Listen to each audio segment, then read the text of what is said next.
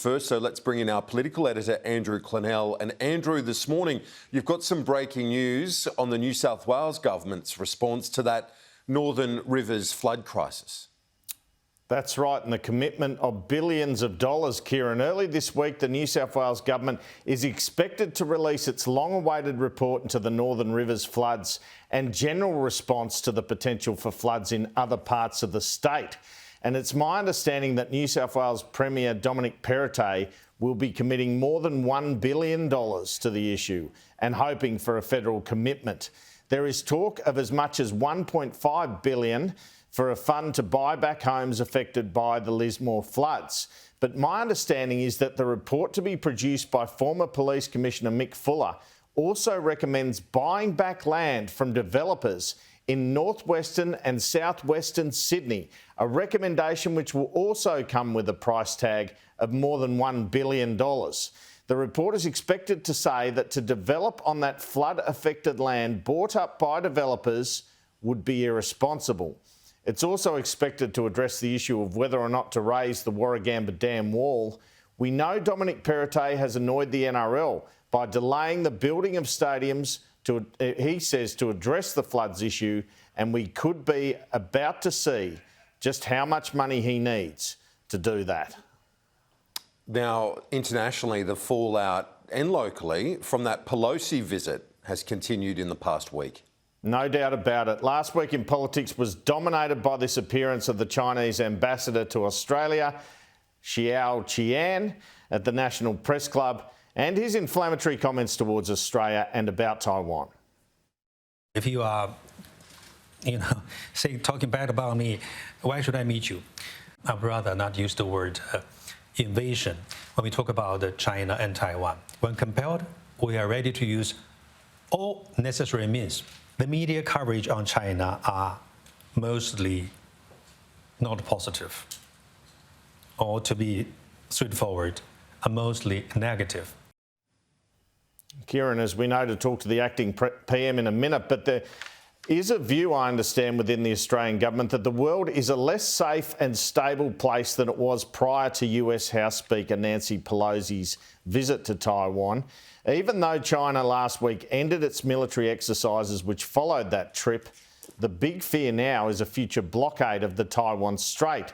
The Chinese government's approach, as evidenced in that ambassadorial address, appears to be the same towards Australia and the region as it is to its own people.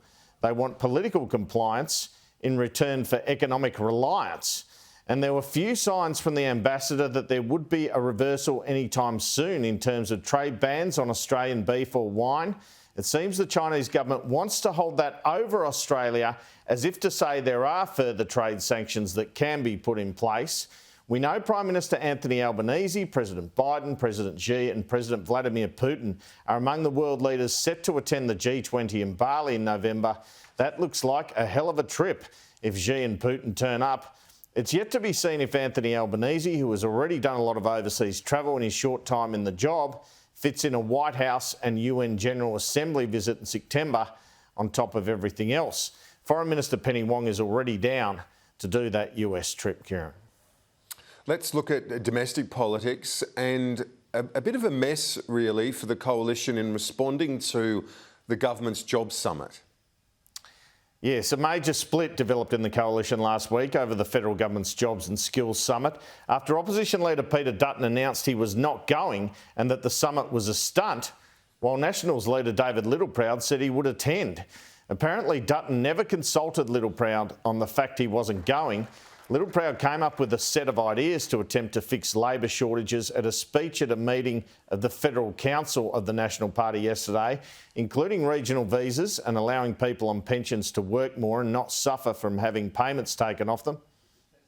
When the opportunity came this week to go to this Jobs Summit, which I suspect is as hollow as Peter Dutton says, and he is right, but we will go and prosecute our case. And we'll be asking for pragmatic measures around paying the hex of graduates, whether they be doctors or practitioner nurses. But if they want to can the ag visa, we want a regional visa that brings in not just for agriculture but the skills that regional Australia needs, and we want a pathway to permanent residency.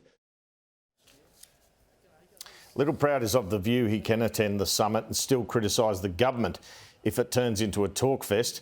There is something of a view in the Nationals that Peter Dutton has to be careful that he not revert to a 2010 Tony Abbott approach of heavy oppositionism, which may not work 12 years later. The feeling is Australians in 2022 are sick of politicians slagging each other off and want more cooperation, Kieran. In the lead up to that job summit, we're seeing labour shortages across the economy, Andrew, not the least of which in our schools. Yes, when it comes to that skills shortage, a real problem is around attracting enough teachers.